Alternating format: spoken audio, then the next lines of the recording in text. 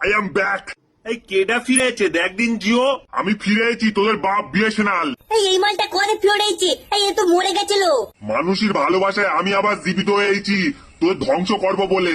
এই দূর সবে আমাদের রিচার্জের পয়সাটা বেরিয়েছিলাম, আমরা ভেবেছিলাম যে বাজারে আমাদের মূলবাড়ি চলবে, আর সেই সময় করে মালটা এন্ট্রি মেরে দিচ্ছে। পুলিশ যুগের শেষ সময় যখন কলকি ভগবানটা আসতে হয়েছে, সেই রামেও তোদের শেষ সময় চলে এসেছে।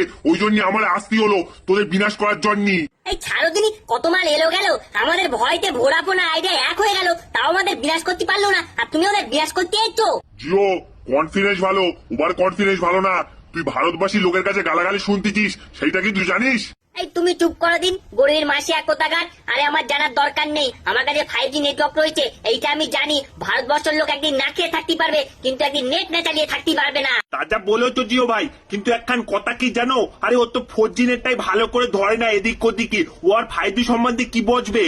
ফিরছি খুব তাড়াতাড়ি ফিরছি 5G নিয়ে। আরে আমার সঙ্গে মানুষের ভালোবাসা আছে, মানুষের আশীর্বাদ আছে। তোদের যদি ভারতবর্ষ থেকে বার না করতে পারি, আমার নাম বিএসএনএল না।